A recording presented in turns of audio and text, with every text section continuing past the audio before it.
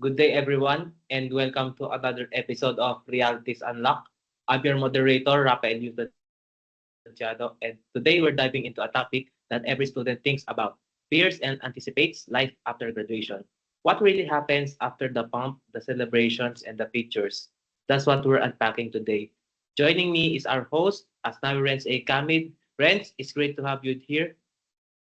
Thank you, Rafael. I'm very excited. This topic is very close to my heart because so many graduates walk into the world thinking it's straightforward.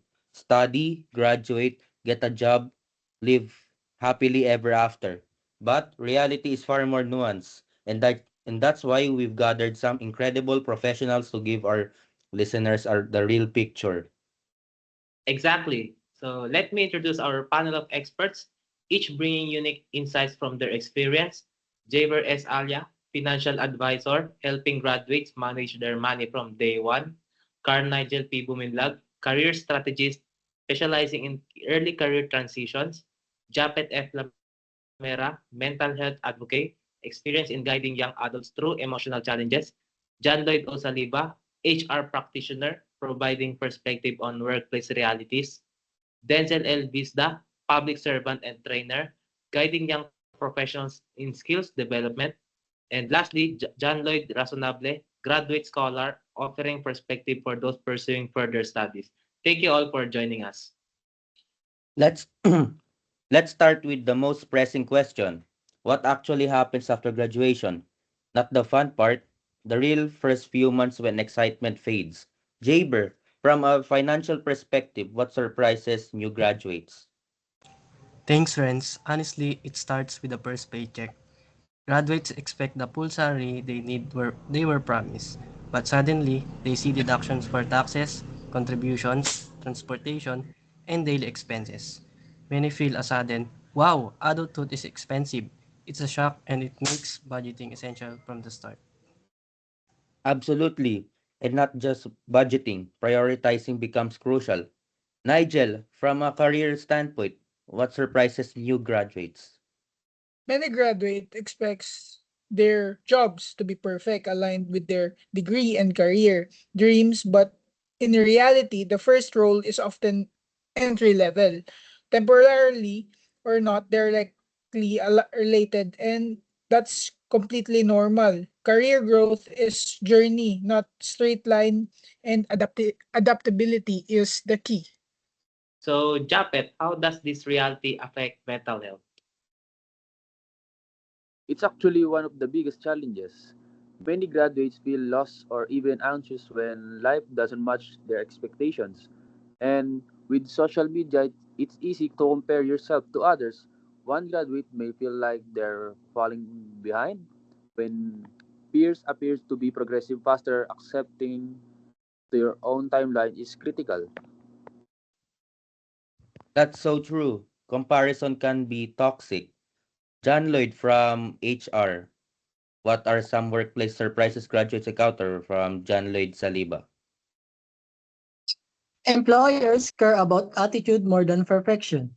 Punctuality, initiative, and communication often outweigh grades or technical knowledge. Graduates are surprised that nobody is holding their hand. You have to manage deadlines, projects, and expectation independently.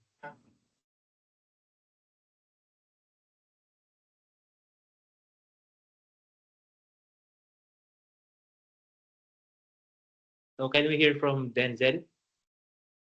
Exactly. In public service, the same principle applies. Responsibility, patience, and integrity are more critical than any technical skill. Your behavior defines how fast you grow. Speaking of responsibility, Jaber, how can graduates build good financial habits early? Three things. First, track your expenses. Second, stand an emergency fund, even if small. And third, avoid lifestyle inflation. Just because you earn doesn't mean you should spend lavishly. Discipline is more powerful than high income. I'd like to add discipline extended to career growth, consistent learning, seeking mentorships, and improving soft skills often outpace natural talent.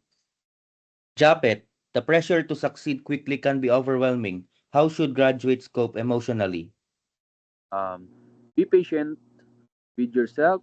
Uncertainty is a part of the transition. Build routines, stay connected, and don't hesitate to seek support. Mistakes are not failures, they're lessons. And for those pursuing further studies, graduate school brings a different type of pressure. You need discipline, research skills, and perseverance. But remember, your journey doesn't have to mimic anyone else.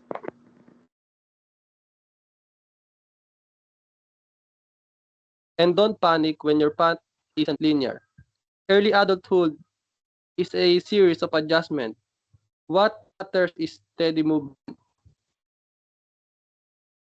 Employers don't expect you to know everything. They want learners who are proactive, respectful, and reliable. Alright, let's discuss skills. Denzel, what do you see as the most important skills graduates lack? Communication, problem solving, and professionalism. Many are technically prepared but struggle to adapt in real-world settings. Soft skills matter tremendously.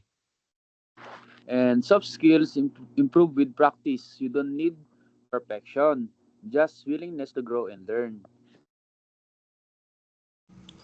Even financial skills are soft skills in a way. They shape confidence, reduce stress, and improve professional decisions. Before we wrap up, one last question for each of you. What do you think is the lesson in adulthood you wish someone told you before graduating? Money goes fast, and discipline is everything. The perfect job doesn't exist. Grow into your role. Loneliness is normal, but it passes. Professionalism opens more doors than talent alone. Public service is rewarding. Patience is essential. Your pace is valid. Don't compare yourself to anyone. Alright, beautiful insights. And to our listeners, remember that life after graduation is unpredictable, challenging, and full of opportunities. Take your time, build habits, protect your mental health, and remain adaptable. So thank you to our panel for a respectful, balanced, and thoughtful conversation. And to our audience, you're not alone. Life after graduation is a journey, not a race.